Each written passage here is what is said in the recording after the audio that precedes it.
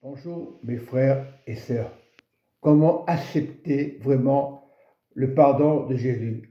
Se laisser diriger par le Saint-Esprit et commencer à demander pardon par le sang de Jésus. Reconnaître que le sang de Jésus ne peut que pardonner. Comme de fois nous tombons, comme de fois nous crions au nom de Jésus, par le sang de Jésus, et rien ne se passe. Pourquoi? Parce qu'on n'a pas pardonné. On ne peut pas juger Dieu. Dieu connaît nos pensées. On ne peut pas mentir. Comme des fois, on dit, Seigneur, pardonne-moi, j'ai péché contre mon frère, et on commence la semaine d'après. Non, je donne une solution. Comment pardonner? C'est-à-dire, pardonner, c'est accepter le sang de Jésus, accepter la croix. Tant qu'on n'aura pas accepté la croix, alors on aura beau dire, par le sang de Jésus, tu n'as pas accepté la croix vraiment dans ton cœur, il y a un problème. Dans ton cœur, Dieu te dit, tu n'as pas encore pardonné. Tu as pardonné et tu recommences à en vouloir au frère parce qu'il a fait une erreur. Le pardon, c'est définitif et c'est par le sang de Jésus. Et la prière du pardon, on ne le fait pas vraiment de notre Père. Le Seigneur nous dit, vraiment, si tu veux vraiment pardonner, lorsque vous priez, ne soyez pas comme les hypocrites. Et Dieu connaît les hypocrites. Cette prière, tout le monde la connaît. Certaines religions la connaissent, les chrétiens, cette prière. Mais jamais pardonner. Voilà, on parle de Pierre, de Paul, on parle des voisins, on garde notre organisation, mais le pardon, ce n'est pas une question d'organisation, c'est une question de l'évangile, de l'autorité de Jésus. Voilà, et je demande au Saint-Esprit, vraiment, aujourd'hui, je fais une prière de pardon et je le dis où? À l'intérieur de mon cœur. Je le fais. Combien de fois j'ai eu des moments de colère? C'est vrai, la vie est injuste. Lorsqu'on nous regarde bizarrement, on va dire pourquoi il me regarde comme ça? Mais ce n'est pas grave. Je dirais comme un chien de faïence. On n'est pas des chiens de faïence. On est la parole de Jésus-Christ. On est le sang de Jésus-Christ. Lorsque tu vis en Jésus, lorsque Jésus est rentré dans ta vie, tu vis en Christ. Comme des fois on dit, ce n'est plus moi qui vis, c'est Christ qui vit en moi. Et on ne le fait pas. On chante des belles chansons et on ne peut pas pardonner. L'Église ne peut pas avoir le pouvoir d'autorité. L'autorité, c'est Jésus. Et lorsqu'on laisse entrer l'incrédulité, l'Église est malade, l'Église est fatiguée.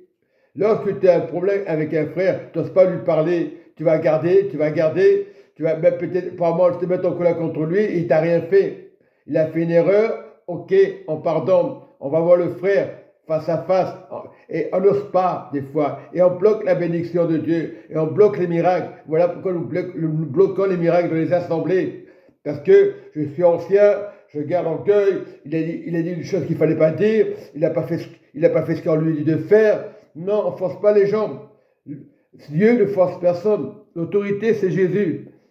Et lorsqu'on prie vraiment, maintenant, je vais prier pour toutes les églises, pour toutes les assemblées. Commencez à prier. Même celui qui ne parlait pas, celui qui ne disait pas bonjour, commencez à confesser le sang de Jésus. Respectons les uns les autres dans les assemblées, respectons nos pasteurs, respectons nos anciens, respectons les fidèles, et même ceux qui rentrent dans l'église, respectons. Notre Père qui est aux cieux, que ton nom soit sanctifié, que ton règne vienne, que ta volonté soit faite sur la terre comme au ciel. Donne-nous aujourd'hui notre pain quotidien et pardonne-nous nos offenses comme nous aussi nous pardonnons à ceux qui nous ont offensés. Ne vous enduis pas à la tentation, mais délivre-nous du malin, car c'est à toi qu'appartient tous les siècles des siècles, le règne, la puissance et la gloire. Amen. Elle appartient à Dieu. Et lorsque nous appartenons à Dieu, nous devons pardonner. Quand Christ a pardonné, qu'est-ce qu'il a dit à la croix? Pardonne-leur. Tu dois pardonner. Tu dois t'approcher de ton frère. Mais si tu ne t'approches pas, chez toi, commence à pardonner. J'ai du mal, Seigneur. Oh, j'ai vu qu'il voulait commander sur nous. J'ai vu qu'il voulait avoir l'autorité sur l'Église. Non, on n'a pas le droit d'avoir l'autorité sur l'Église. L'autorité, c'est Jésus. On fait toutes des erreurs, on est des pécheurs. Et nous devons pardonner. Voilà, moi je suis un pécheur. Je peux tomber, mais on n'a pas le droit de m'accuser. Parce que je n'ai pas fait ce que l'Église a dit de faire. Ça, c'est opposer les gens. À forcer, ce n'est pas une question de forcer. On laisse le sang de Jésus. Lorsque tu reconnais à la croix que que Jésus est mort pour toi, tu es conscient que le sang a coulé pour toi, là tu es pardonné. Comme des fois nous crions, par le sang de Jésus, il n'y a pas de pardon. Si ce n'est pas du cœur, tu dois avoir un cœur saint comme Jésus. Si Christ vit en toi, tu ne peux pas injurier. Mais celui qui a des défauts, tu n'as pas le droit de le condamner. Mais celui qui parle à haute voix, tu n'as pas le droit de le condamner. Voilà, tu n'as pas le droit de lui faire de reproches. L'autorité, c'est Jésus. Jésus, aujourd'hui, dit, je vais prendre mon autorité que j'avais avant. Commencez à pardonner. Et quand vous pardonnez, il y aura une puissance qui va se passer. Même aujourd'hui, la puissance de Dieu est dans vos cœurs. La grâce de Dieu est dans vos cœurs. Soyez bénis. Dieu vous aime tel que vous êtes. Soyez bénis. L'Église doit être bénie. Accepte ton frère tel qu'il est, même s'il a des défauts. Par le sang de Jésus, il n'a pas de défaut. Même la personne qui rentre pour la première fois, accepte-la telle qu'elle est. Si tu as quelque chose à lui donner, tu lui donnes. Ne pose pas la question. Donne pour Dieu. Donne pour Dieu. Il ne faut pas être des radins.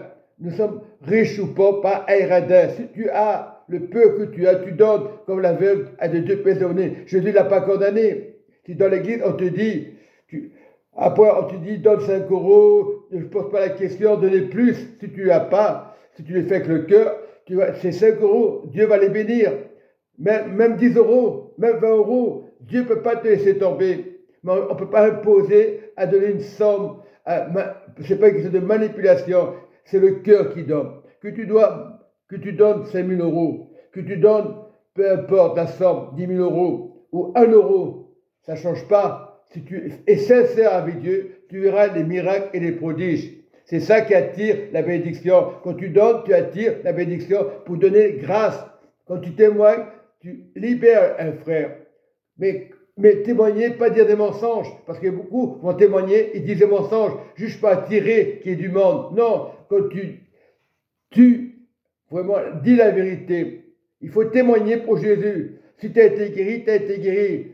Et j'ai connu des églises, les personnes, ils témoignaient et après j'ai su que la personne était malade. Non, Dieu guérit. Le temps des miracles ne sont pas passés. Voilà, le diable ne guérit pas. Le diable fera des miracles, il faut miracles, c'est vrai. Mais le temps des miracles ne sont pas passés. L'autorité, c'est Dieu. Tu ne vas pas avoir un marabout. Il y a des hommes de Dieu qui vont voir des marabouts. Pas tout le monde. Moi, je ne le ferai pas. Je n'ai jamais fait ça. Je ne veux pas tricher.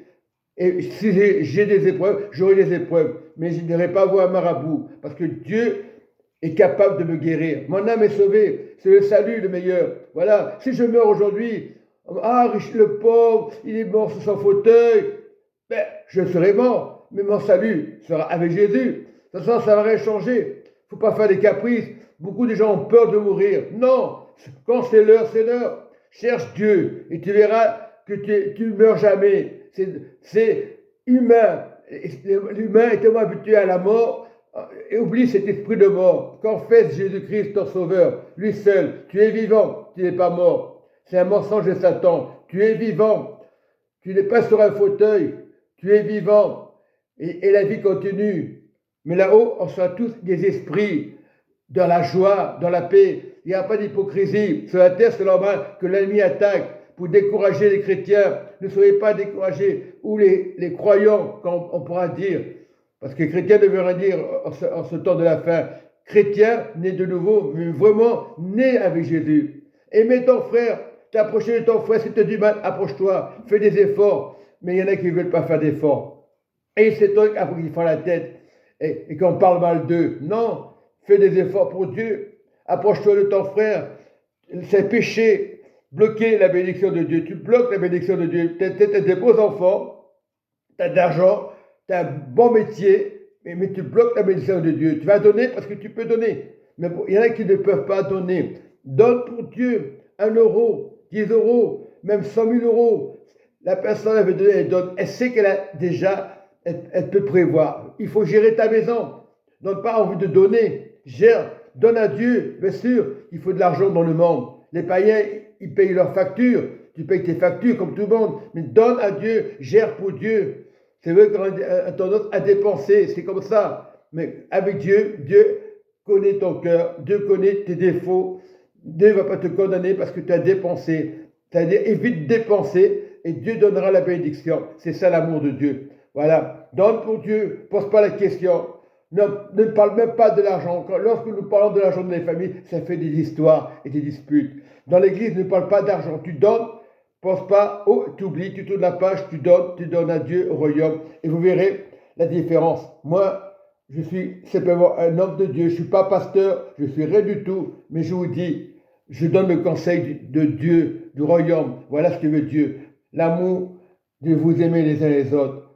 Tout simplement, dans le royaume, vous obtiendrez sur la terre l'amour les uns envers les autres. Prépare-toi, mais tu es vivant, dit Jésus.